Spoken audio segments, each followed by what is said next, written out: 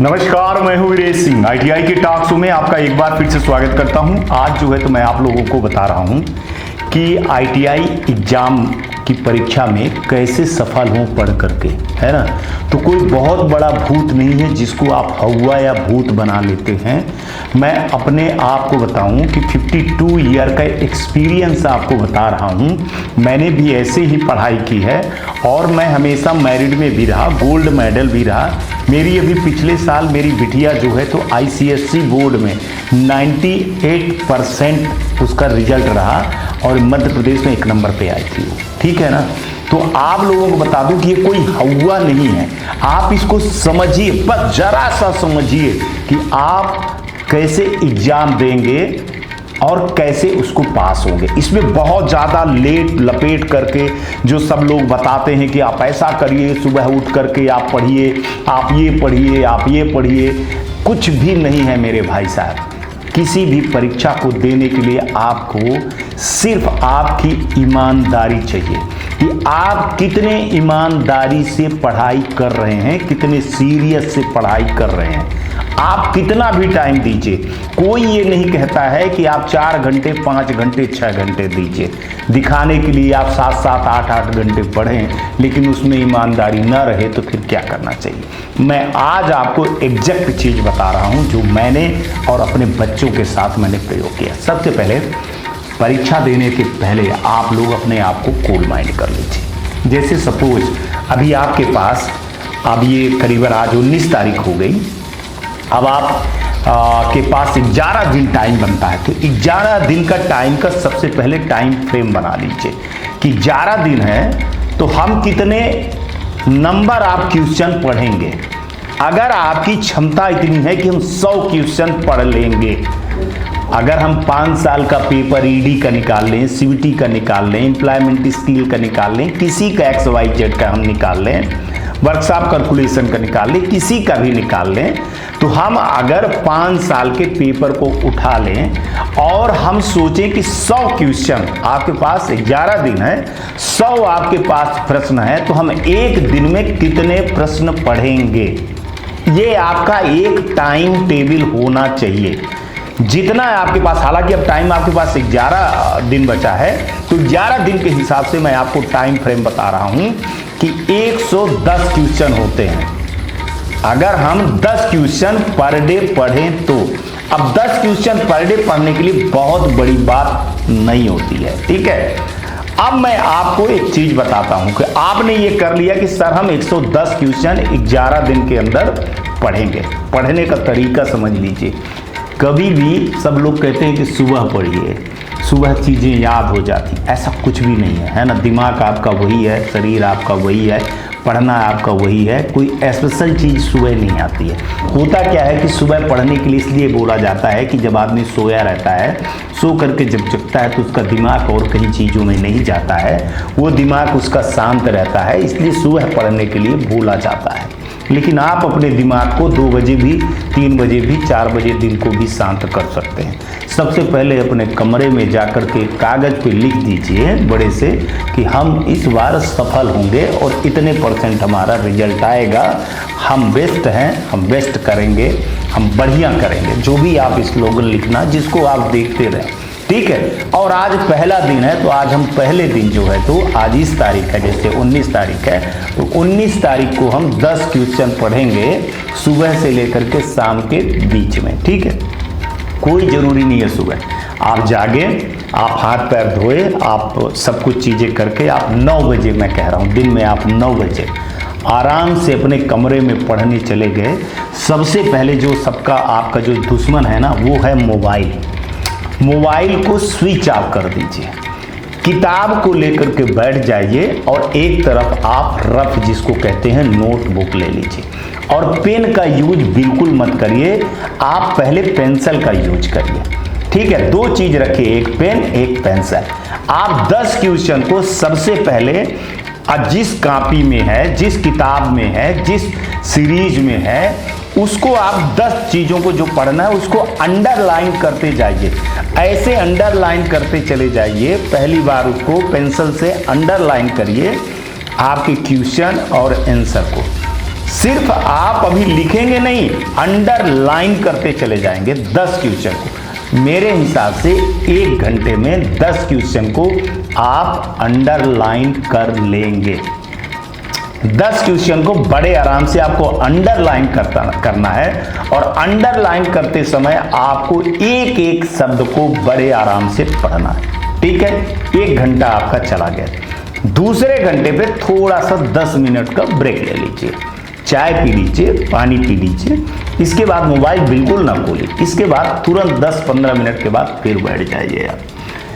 पहले क्वेश्चन लिखिए, पहले क्वेश्चन को लिखिए, पेन से रफ में नोट में लिखिए और उसको समझिए।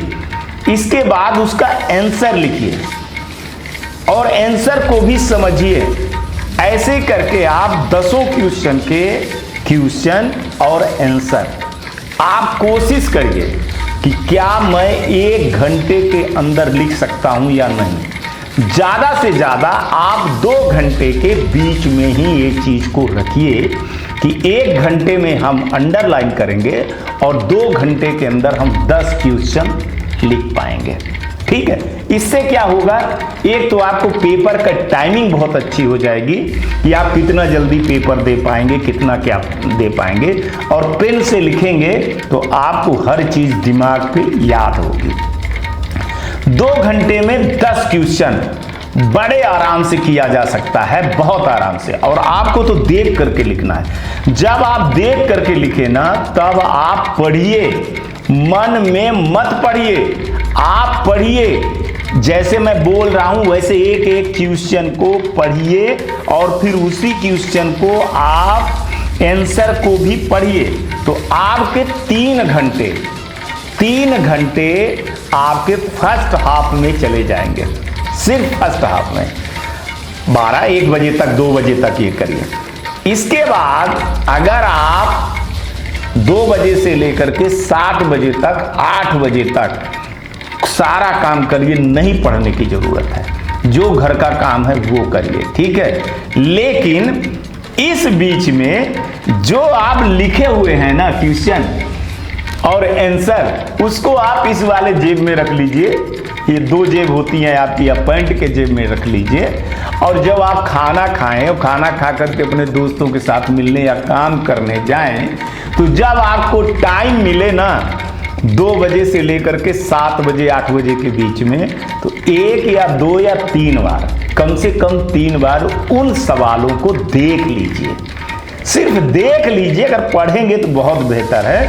वो आपके दिमाग में 3 परत सोचिए, मैं आपको बता रहा हूँ 4 परत आपके दिमाग में बैठेगी। कैसे? पहला बैठेगी जब आप अंडरलाइन करेंगे, इसके बाद जब लिखेंगे आप जोर से पढ़ेंगे, दूसरी आपके दिमाग में बैठी जाएगी। तीसरा परत बैठेगा जब आप जो है तो जाएंगे, कहीं घूमने जाएंगे और उसको निकालेंगे, पढ़ेंगे, तब एक तीसरा लेयर हो जाएगी। और चौथी लेयर जब आप 8 बजे से लेकर के 10 बजे रात को खाना पीना खा लेने के बाद, जब आप कूल माइंड से सारी चीज़ें, टीवी यूवी बंद, सन्नाहट आवाज़ बंद करके, फिर जब उस 10 क्वेश्चन को पढ़ेंगे, रट्टा नहीं मारेंगे, पढ़ेंगे और कोशिश करेंगे कि ये जो 3 घंटे हैं, इस 3 घंटे में मैं 1 घंटे में 3 घंटे में 3 बार उस क्वेश्चन को करेंगे। मतलब 1 घंटे में 10 सवाल, फिर दूसरे घंटे में 10 सवाल, फिर तीसरे घंटे में 10 सवाल। यही सवाल को आप 1-1 घंटे के अंदर लिखना ही तो है। आप अपना स्पीड बढ़ाइएगा और वो करिएगा। फिर इसके बाद 10 बजे के बाद एक बार आप जब सोने जाएं तो हाथ पैर ठंडा कर लें, माने ठंडे पानी से धो लें। आधा घंटा तक पानी को चाहे तो बाल्टी में रख लें और मुंह हाथ ठंडे पानी से धो लें। घर में थोड़ा सा घी हो या तेल हो, घी या तेल हो, तो जब आप अपना पैर धोएं, साबुन से अच्छे से धोएं, तौलिए से पोंछ लें। इसके बाद अपने तलवे में घी की मालिश कर दें या तेल की मालिश कर दें। घी थोड़ा सा नरम होता है, वो जल्दी जो है तो आपके दिमाग में घुसता है और दिमाग तक जाता है तो रिलैक्स कर देता है। तेल जो है तो थोड़ा भारी होता है, हल्का सा भारी होता है, तो वो उसको पहुंचने में थोड़ा टाइम लगता है। लेकिन चीज़ें, दोनों चीज़ें बराबर करती हैं, ऐसा कुछ भी नहीं है। अगर घी नहीं है तो आप तेल का ही उपयोग करिए, सरसों का तेल करिए, तीली का तेल करिए, नारियल का करिए, आंवला उवला का ना करिए आप, है ना। तीली का तेल शुद्ध करिए, सरसों का हो या फिर नारियल का तेल हो, तवे में जो है ना अच्छे से रगड़िए थोड़ी देर तक, दोनों में गड़बड़ाहट आ जाएगी। इसके बाद तेल को लेकर के हाथ में ऐसे कुछ देर तक रगड़िए और अपने आँख और मुंह पे 2-3 बार ऐसे रिलैक्स करिए।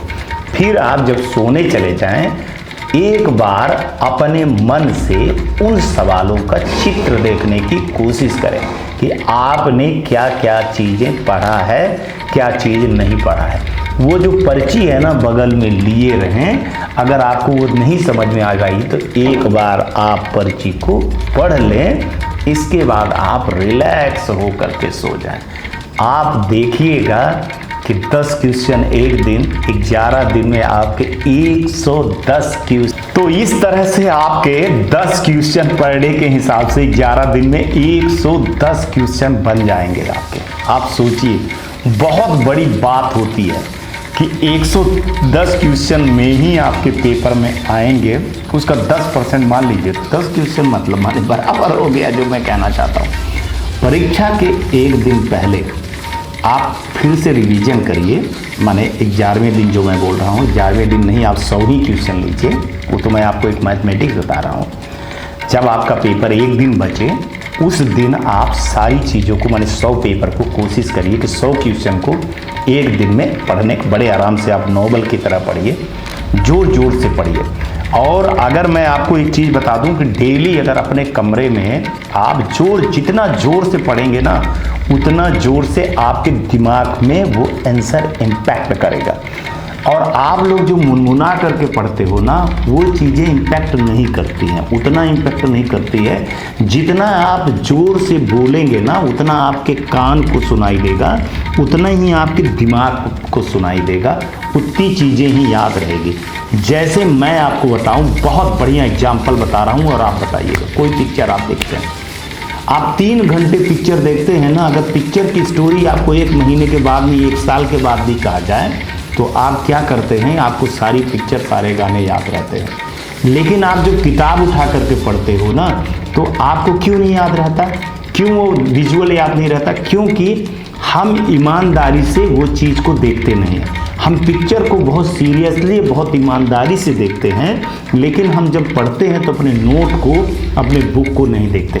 अगर आप ईमानदारी से देखेंगे और जोर से आवाज़ करेंगे, जितना जोर आप, इतना नहीं है कि आप चिल्लाएं तो पड़ोसी जग जाएं, लेकिन आप अपने कमरे में बंद हो करके अगर उसको पढ़ते हैं तो बहुत सारी चीज़ें आपकी क्लियर हो जाएंगे। मैं आपको तो बता दूं कि मैं आपको क्या बताऊं कि मैंने बाथरूम में बैठ करके 1.5 घंटे पढ़ा है, ठीक है ना। और 10th की परीक्षा के समय में तो बाथरूम नहीं होती थी, गांव में था, तो मैं लोटा लेकर के गांव में चला जाता था। सच बताऊं, दूरी चले जाते थे हम लोग, और हम ही नहीं, हमारे साथ में 8-10 लोग स्टूडेंट रहते थे, तो हम लोग वहाँ पढ़ते थे, है ना। तो वहाँ बैठ जाते थे, लोटा बगल में रखा रहता था और हम लोग बैठ जाते थे और पढ़ते थे, तो जोर जोर से पढ़ते थे। और सबसे बड़ी चीज़ क्या थी ना कि हम पढ़ाते थे अपनी बिटिया को। मैंने जब बोला, जब मेरी बिटिया टॉप की, तो मैंने बोला कि तुम वो अपने फ्रेंडों को ले आ करके वो बोर्ड पे पढ़ाती थी। सोचिए आप, सारे उसके फ्रेंड, 8-10 फ्रेंड थे, तो घर पे आकर के बोर्ड पे वही चीज़ लिखते थे। फिर एक एक लड़का जो है तो उस चीज़ को पढ़ाता था, हर एक की बारी आती थी, सब अपना अपनी चीज़ को पढ़ाते थे। जितनी जोर से वो पढ़ाते थे ना, वो उनके दिमाग में आया। मेरे हिसाब से सारे लड़कों का 91 से ऊपर ही रिजल्ट आया। मेरी बिटिया टॉप थी, पर 97, 96, 95, 94, 90, मैंने सबका इक्वल ही नंबर आया। थोड़ा बहुत नंबर घटा 2-3 सब्जेक्ट में, तो 100 ये लोगों ने मारा है, मैंने सब्जेक्ट में स्कोर किया, 3 स्सब्जेक्ट में स्कोर किया है। तो ये जो कॉन्फिडेंस है ना, वो कहते हैं, सबसे बताते हैं कि ये कॉन्फिडेंस तब आता है जब आप बोर्ड पे पढ़ाते हो। अब मैं नहीं जानता हूँ कितने लड़कों के घर में बोर्ड होगा, अगर आप वाइट बोर्ड रखे हो उसमें आप पढ़ते हो और पढ़ाते हो अपने आप को, और 4-5 लड़कों को मिल करके पढ़ाते हो, तो बहुत है। जैसे आप अगर और तैयारी करते हो, ITI के अलावा भी तैयारी करते हो, तो वो आपके लिए सही है। लेकिन मैं आपको जो चीज़ बता रहा हूँ कि बहुत सारे ये विजुअल बनाना, ये सब कुछ बना करके आपको बताना, न्यूज़ में इफेक्ट डालना, ये सब चीज़ नहीं है। ITI टॉक शो का मतलब है सीधे सीधे हम बिल्कुल आमने सामने बात कर रहे हैं, ठीक है ना। जो हमारी बात है वो आपके दिल तक जाए, वो आपके उसमें जाए, मनोवैज्ञानिक तरीके से आपको जो है तो ये हमारी चीज़ जाए और आपके दिमाग में बैठे, इसलिए मैं ये शो बनाता हूँ और डायरेक्टली बताता हूँ। मैं ज़्यादा इफेक्ट नहीं डालता हूँ, इसीलिए कि टॉक शो का मतलब ही है बात करना, आमने सामने बात करना। तो जो ITI पास होने के लिए स्टूडेंट है, जो जितनी चीज़ें कर रहा हूँ उतनी चीज़ें मैंने जो बोला उतनी चीज़ करिए, आपको सफलता, माने आप असफलता तो आ ही नहीं सकती है, सफलता आपके कदम चूमेंगे और आप हर चीज़ में सक्सेस होंगे, आप देखिएगा। लेकिन हाँ, बशर्ते आप मोबाइल से दूर हो जाइएगा, दोस्तों से दूर हो जाइएगा। जब आप पढ़िए ना तो फिर आपको कोई डिस्टर्ब ना करे, ये आप सोचिएगा। टीवी से दूर हो जाइएगा, बड़े आराम से, बिल्कुल ईमानदारी से। जैसे आप 3 घंटे पिक्चर देखते हैं ना मन लगा करके, या गाने सुनते हैं, यूट्यूब पर आप जो चीज़ें देखते हैं आजकल, वो सब चीज़ों को जितनी ईमानदारी से देखते हैं ना, उतनी ईमानदारी से आप अगर पढ़ाई करेंगे, सिर्फ मैं आपको बता रहा हूँ, आप ईमानदारी रखेंगे ना, तो मेहनत और बाकी सारी चीज़ें हैं, एक ही चीज़ है, ईमानदारी। आप कितने ईमानदार हो अपने आप में, बाकी सब चीज़ें कुछ भी नहीं होती है। अगर आप ईमानदार हैं तो हर चीज़ स्टेप बाय स्टेप हो जाएगी। आप ईमानदारी से पढ़िए कि हाँ मैंने पढ़ा है, दिखावटी नहीं कि माँ बाप को आप दिखाइए कि हम 3-3, 4-4, 5-5 घंटे पढ़ रहे हैं। ये सब फिर जो है ना दिखावा है, फिर इसके आगे कुछ नहीं लगती कि लड़का तो मेहनत कर रहा था, रात भर लड़का पढ़ा है लेकिन फेल हो गया। नहीं, लड़के ने ईमानदारी से नहीं पढ़ी, लड़के ने मेहनत किया लेकिन ईमानदारी से मेहनत नहीं किया, है ना। तो चीज़ें होती हैं। अब मैं एक चीज़ बताऊं आपको कि जैसे बहुत सारे लोगों को आपने देखा होगा कि बस पे जा रहे हैं, तो कई लोग झोला जो है तो अपने सर पे रख करके ही खड़े रहते हैं, जबकि उसमें रहता है कि झोला को आप रख दीजिए और आराम से खड़े होइए। तो आपको वो चीज़ करना है, आप बोझ उठा करके, क्यों हम मेहनत कर तो रहे हैं मेहनत आप, लेकिन आप बोझ के तले दबे हैं। ईमानदारी से रिलैक्स हो करके सारी चीज़ें करिए, और ईमानदारी ही, ऑनेस्टिकता ही सबसे बड़ी चीज़ है। जैसे मैं जो शो बनाता हूँ तो मैं पूरा मेहनत करता हूँ, ईमानदारी से वो शब्द ले आता हूँ जो शब्द मेरे ज़िंदगी में अहम हिस्सा थे सफलता को ले आने में और सफल होने में, ताकि आप सफल हो। ऐसे ही आप कोशिश करिएगा, बहुत बड़ी चीज़ नहीं है एग्ज़ाम, बहुत छोटी चीज़ है, बहुत छोटी चीज़ है। आपसे बड़ा एग्ज़ाम नहीं हो सकता है, बशर्ते आप ईमानदारी से पढ़ते नहीं हो, इसलिए आप सफल होते नहीं। एक बार ईमानदारी से पढ़िए, आप देखिए सफलता आपकी कदम चूमेगी। आज तक इतना है। खुश रहिए, आबाद रहिए, मस्त रहिए, अपने परिवार की और अपनी इज्जत करिएगा, आसपास सफाई रखिए, बड़े बुजुर्गों का सम्मान करिए। ITI टॉक शो देखते रहिए, सब्सक्राइब करिए, शेयर करवाइए, जैसा मन करे वैसा करिए। आज का भी दिन शुभ और आने वाला कल आपका बहुत बेहतर हो।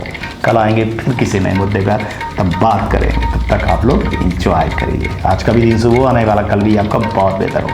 नमस्कार, जय हिंद, जय भारत। नमस्कार, मैं Shailendra Gupta, director AG enterprises Delhi से बात कर रहा हूं। AG टेक ब्रांड पिछले 15 वर्षों से ITI टूल्स की मैन्युफैक्चरिंग एंड सप्लाई पूरे भारतवर्ष में कर रहा है। पूरे भारतवर्ष में किसी भी स्टेट में NCVT, SCVT ITI खोलने के लिए संपर्क करें। अधिक जानकारी के लिए नीचे दिए गए नंबर पर संपर्क करें। धन्यवाद।